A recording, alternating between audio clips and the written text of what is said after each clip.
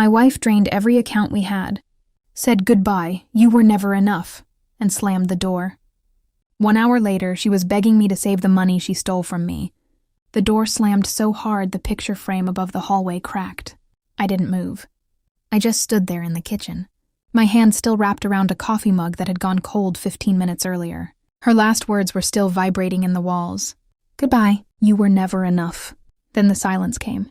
Heavy, permanent. I heard her car start outside. The engine idled for a moment, then faded down the street. And just like that, 12 years of marriage disappeared into the sound of receding tires. I walked slowly to the kitchen table. My phone was sitting there. The banking app was still open. Every number I saw felt unreal. Checking account. 0. Savings. 0. Investment account. 0. Emergency fund. 0. Every account we had built together.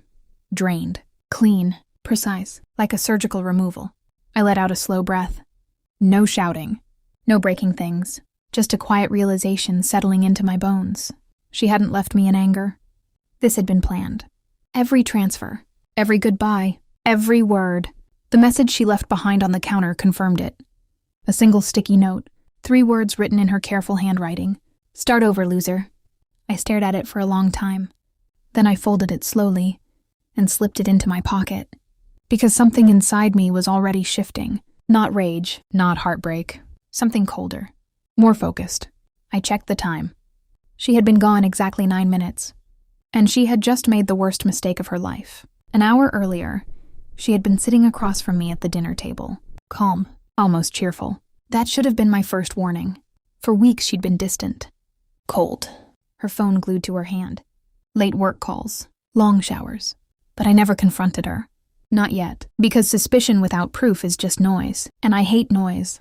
At dinner, she barely touched her food. She just watched me. Studying. Like she was memorizing my face.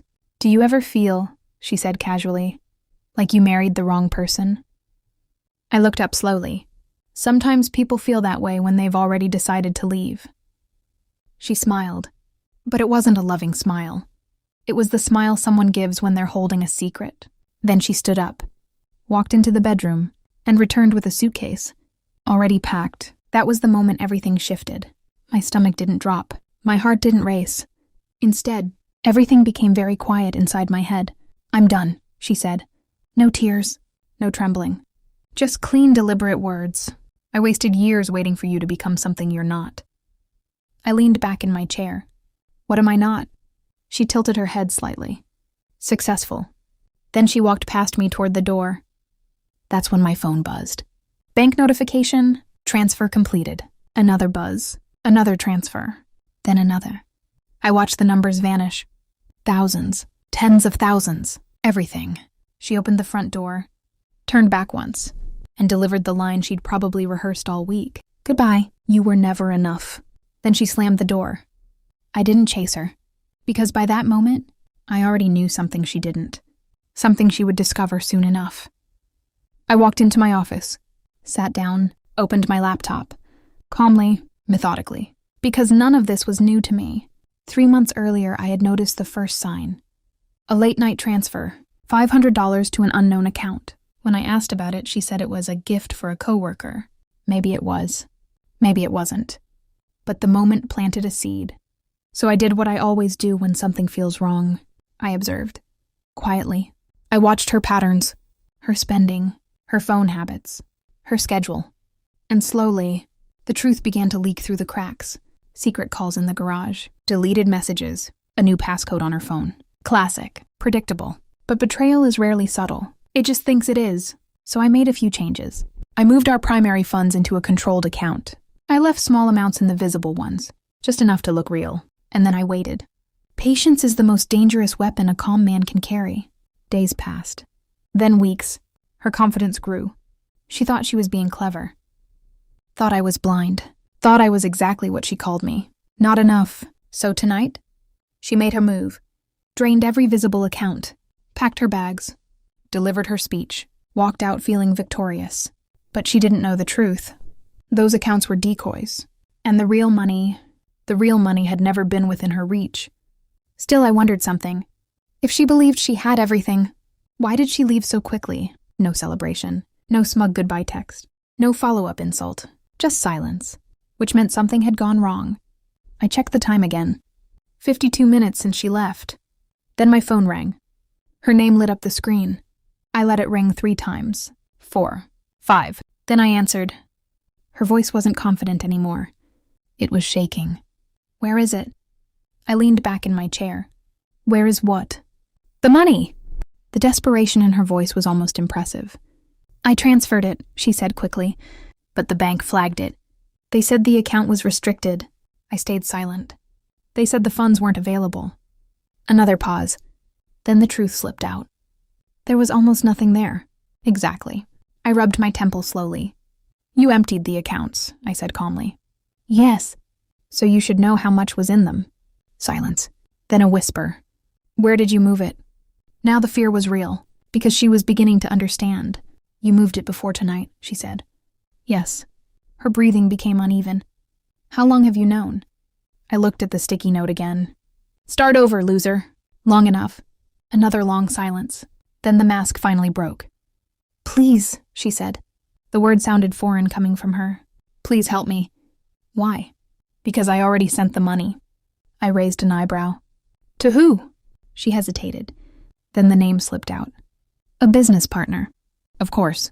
Not a lover. A scam. I almost laughed. You sent everything to someone you've never met, didn't you? Her silence confirmed it.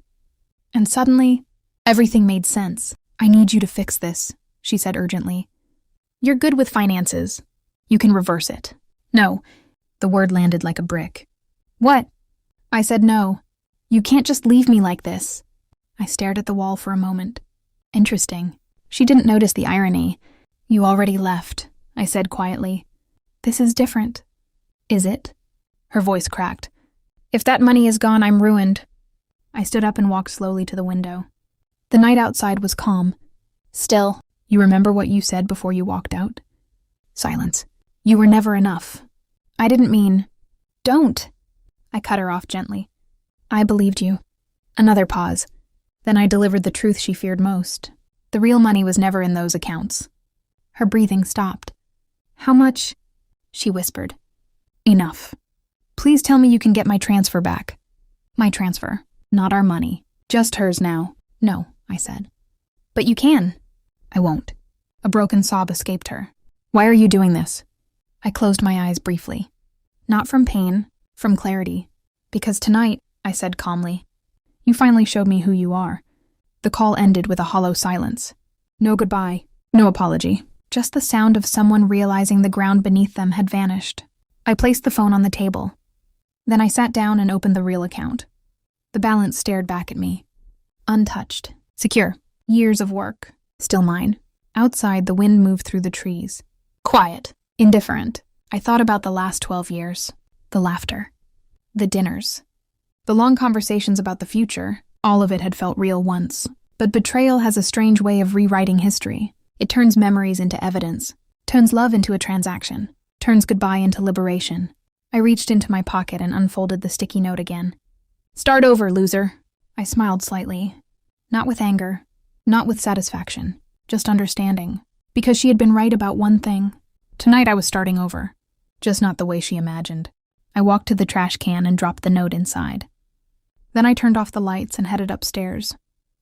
Alone. But finally, in control. And somewhere out there, a woman who thought she had taken everything from me was learning the quiet, brutal truth. She had only stolen her own future.